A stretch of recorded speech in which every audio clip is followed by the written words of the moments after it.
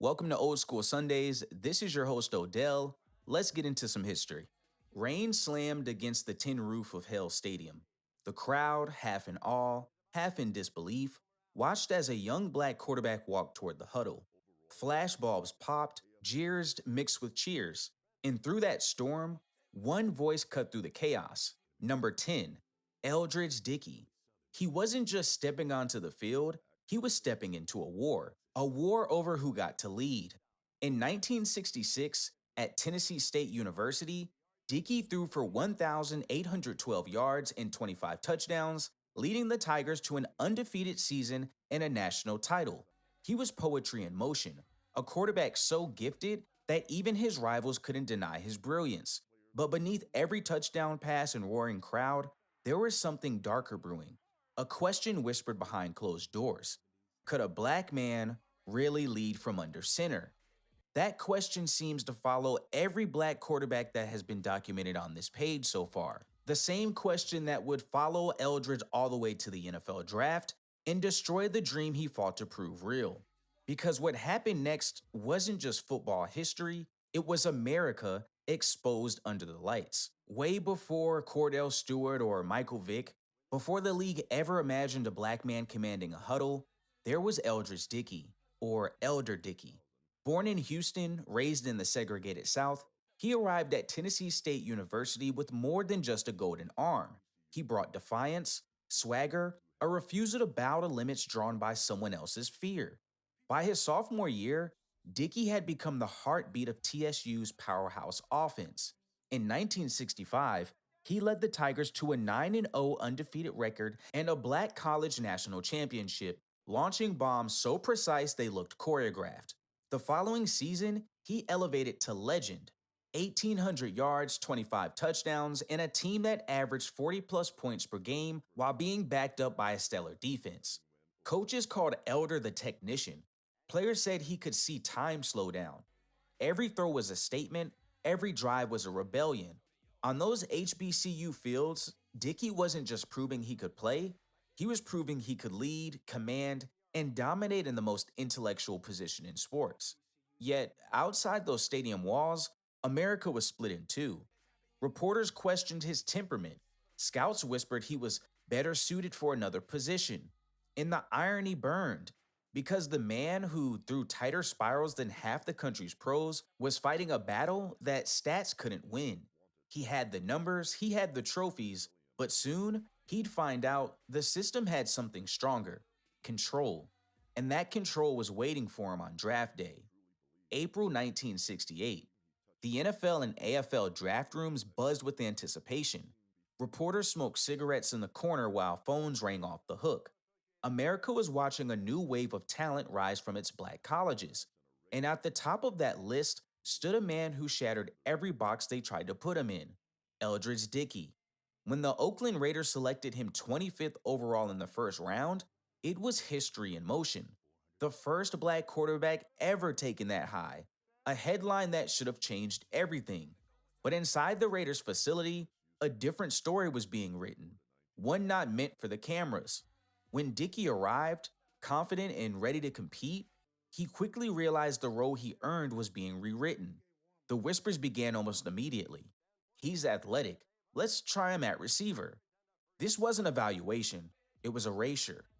Imagine being the most dominant quarterback in college football, the man who broke records, led a dynasty, threw over 6,500 yards and 67 touchdowns at TSU, only to be told your brain wasn't as valuable as your body. The Raiders front office dressed it up as team needs, but the truth was simple. The league still couldn't stomach the image of a black man leading from under center. They'd rather have him catch passes than call them. On paper, it was progress. In reality, it was punishment for daring to be ahead of his time. Elder Dickey had been drafted to change history, but the system made sure history stayed the same.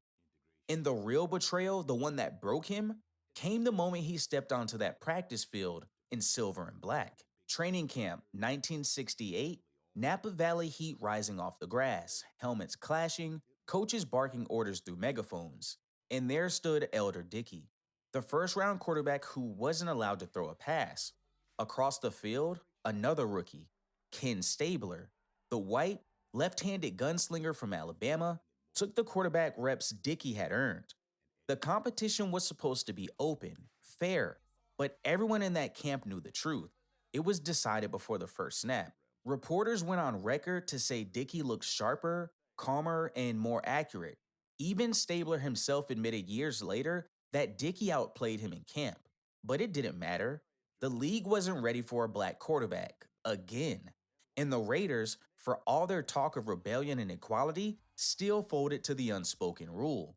So they moved him from quarterback to wide receiver, from leader to accessory, from history maker to ghost. He caught 5 passes for 112 yards and 1 touchdown during his short time in Oakland. Stats that barely tell the story of what was stolen from him. Each catch was a reminder. They let him on the field, but not in control of it. In the locker room, teammates saw it too. Some called it politics, others called it the way things are. But Dickey knew better. It was a silent system designed to keep men like him in their place. And every time he lined up wide instead of under center, the dream that fueled his entire life slipped further away. The same mind that dissected defenses at Tennessee State was now running routes against quarterbacks. He didn't lose the position, it was taken. And soon, the game would take something even greater: his belief that talent alone could change the rules. By 1971, the dream was gone. Elder Dickey, once the golden arm of Tennessee State, the man who broke barriers just by taking a snap, was now a footnote on a roster sheet. The Raiders never let him throw a pass in an NFL game, not one.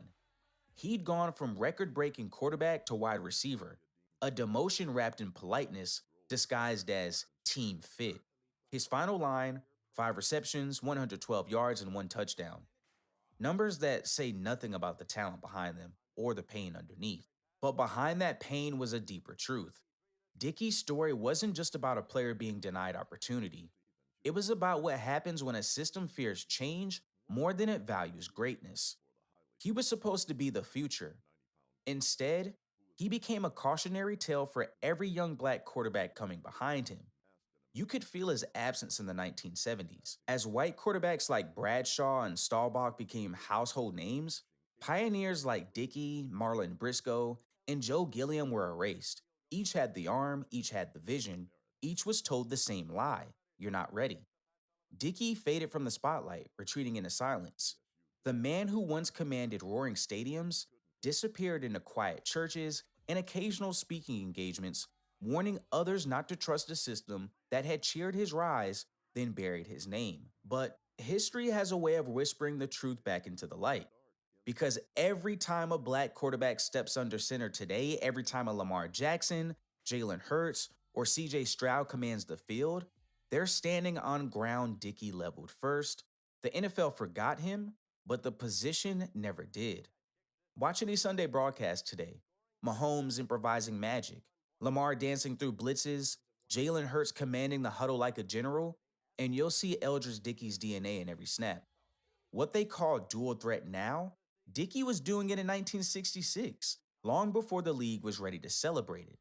Every quick release, every no look throw, every rollout from pressure. It's the evolution of what he began at Tennessee State.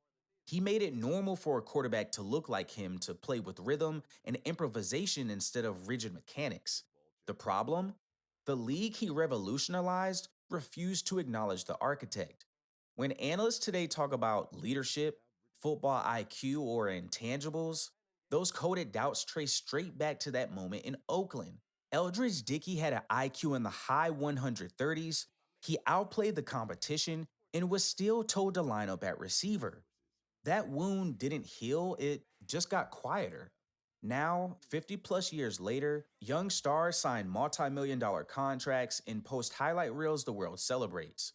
But beneath the glory is the same question Dickey faced: are you leading on your terms or theirs? Because the real victory isn't the contract, it's the control. Elder Dickey never got that, but his defiance forced the system to evolve, whether it wanted to or not. And the next time a black quarterback hosts a trophy under confetti, remember, that celebration started the moment Elder Dickey refused to step aside. Picture this: the stadium empty, lights dimming, echoes of a game that never truly began. On the bench sits a silver and black helmet. The chin strap hangs loose. Across the back, the nameplate reads Dickey. That helmet never took a snap in the NFL, not one. Elder Dickey's story isn't just about football. It's about America's uneasy relationship with change. He had the arm, the mind, the leadership. He was ready, but the system wasn't. And so, instead of a legacy of wins and records, he left behind a legacy of warning. For every player who ever heard, "You're not that type of quarterback," for every coach who questioned leadership because of color, his ghost still lingers in those conversations. He was drafted to change the game, but he ended up changing history, not through what he did, but through what he was denied the chance to do. And maybe that's what makes his legacy so haunting, because it forces us to ask the uncomfortable question: if talent alone couldn't free him, what does that say about the game we all love? He never got the snap, but he started the revolution. The whistle fades, the crowd's gone. Just the quiet hum of stadium lights reflecting off an empty field. Somewhere in the dark, a forgotten helmet still sits, number 10, waiting for a snap that never came. Elder Dickey didn't just challenge football, he challenged the country's comfort zone. He proved a black man could command the game's most sacred position long before the world was ready to see it. And when the league refused to hand him the ball, history took note. Because every quarterback who came after, from Charlie Ward to Warren Moon, from Cam Newton to Patrick Mahomes, walked through a door Dickey kicked open but never got to walk through himself. He didn't get the touchdowns, he didn't get the Hall of Fame, but he gave the position something far greater: proof.